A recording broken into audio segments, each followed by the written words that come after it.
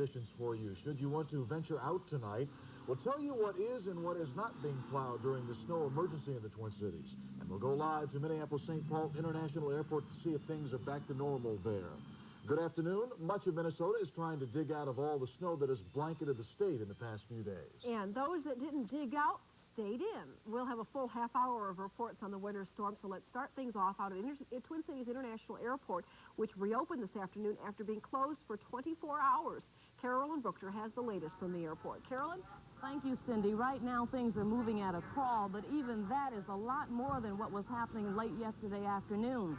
Earlier today, snow removal crews were out, and they've been out all night trying to remove the snow that's been out there and also trying to sand. Today, the problem was not so much the snow, but some of the high winds. Crews there were trying to make sure that they could get some sand out there so they could begin to get some traction. They were not able to do that because of the high winds. Either way, at 12:30, the airport finally did reopen. They had flights that were landing. They also had some departures since that time. The first one about 2 o'clock this afternoon. So things slowly started to get back to normal. It's going to take a while, though, because right now they're trying to get passengers on the latest available flight here, and they're also trying to get the people who would normally be coming in on Monday on their flights. So it's going to be a bit of a wait for some people, even though right now they see the hope at the light at the end of the tunnel.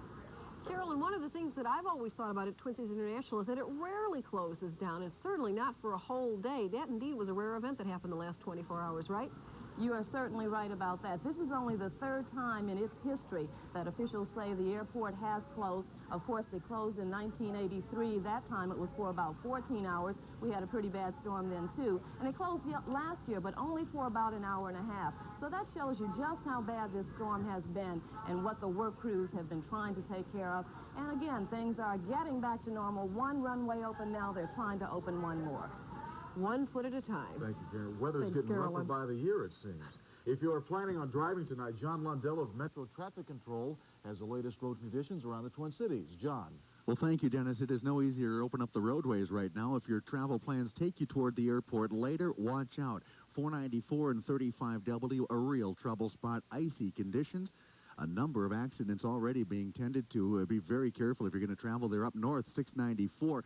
There were a couple of jackknife semis that have just cleared out near Matterhorn Drive. Traffic still at a standstill for 694.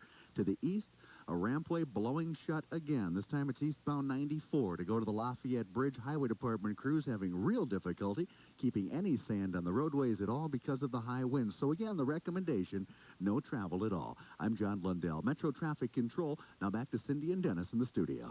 Thank you, John. Snow emergencies have been declared throughout the Twin Cities. And with that, of course, comes the usual confusion over where to park. Well, reporter John Altenberg would like to clear that up for all of us. He's standing by live in St. Paul. John? When they're parked.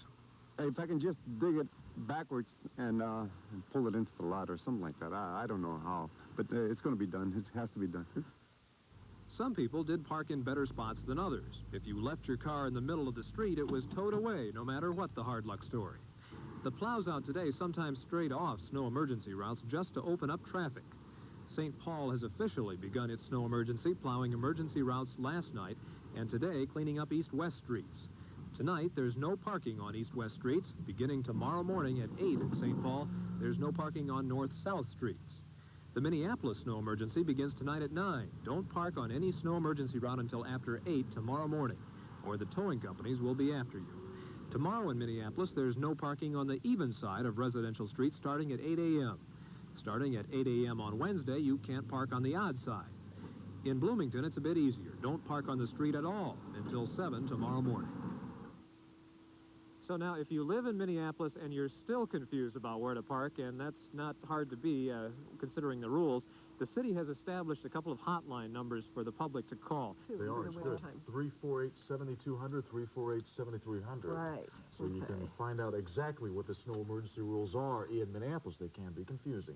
Dennis Felkin last Friday gave us a forewarning about what was going to occur this past weekend. Well, he all but drew us a map, actually, of what was going to happen. We just didn't want to believe it, but by Sunday morning, there was no doubt of what was going on out there. Hey, do we deliver or do we deliver? Yeah. You did this time. Do it next summer, too, okay? Oh, okay, we'll see what we can do. Well, color radar right now shows it's not over. We have snow continuing throughout the metropolitan area, eastward and northwestern Wisconsin.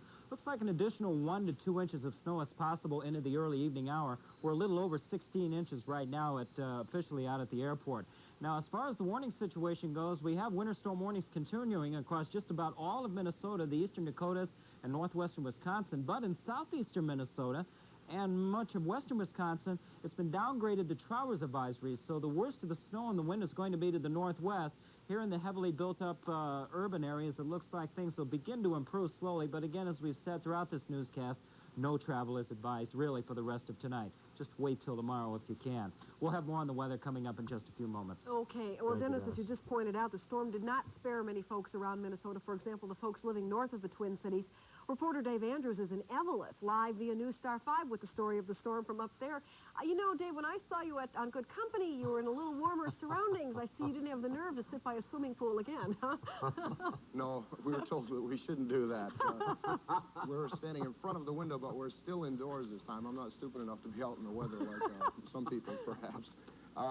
The worst of the wind and the snow has finally started to taper off here up in northern Minnesota, but it's still very dangerous around the area, and we're trying to make the most of it here at the Holiday Inn in Eveleth. We have been stranded here all day long, along with about 30 other guests who have either spent the night last night or with some people that had to walk here after their cars got stranded. The worst of the storm hit northern Minnesota early this morning, several hours later than the Twin Cities. Travel here has been virtually impossible all day long. The State Patrol has told everyone to stay off the roads. About midday, a local doctor who tried to make a trip in the storm got stranded near the hotel, and he has now sought refuge here. Did you make it? Yeah, I think I made it. You okay? Yeah. How far did you have to walk? I parked my car down at the station here, and I walked up the hill. And a father and daughter from International Falls who are trying to drive to Duluth are safe and warm tonight after their car got bogged down several miles from the hotel. And I'll admit I was getting a little bit worried there. As a matter of fact, I was getting worried to the point where I was looking for, we saw some pine trees over there. We could see the needles underneath. We're going to, thinking that we had blankets and everything, we might go over there and build us a little fire. You've got your little daughter here. Obviously, you're very frightened. Yeah, I was a little worried, that's right. You're going to Duluth? Uh-huh. But you won't make it today, will you? No, that's for sure. Now, it is easy to make light of a storm like this, but in fact, it can be a life-threatening situation for people who do become stranded. And since the storm arrived here about 8 or 10 hours after it did in the Twin Cities, we are that far behind the cleaning up process. And the State Patrol up here is telling all people to stay off the highways. The plows are just now getting back on to try to clear some paths. But it is still a very dangerous situation up here, and caution is well advised, of course. Back to you. You people will still be sitting it out, and I'm assuming, Dave, you'll drop the pretense and go back to poolside in a few moments. Well, the pool's about 10 feet away from me here, to be honest with you, Dennis. You know, what is it, about 10 degrees colder, too, than it is right here in the Twin Cities up where you are, I would imagine. Yes, it is colder, and that's the concern. You know, it's not the dreadfully cold weather that if you get stranded, theoretically you might be safe if you stayed in your car. But if you try to leave your car with winds like this, the wind chill is very high, and if you should get lost out, miles from nowhere, it is a life-threatening situation. That's why they're telling people to stay off the highways. Pretty scary. Okay, thank you. Dave Andrews Dave. reporting live on News Star 5. Well, much more news still to come. Money specialist Greg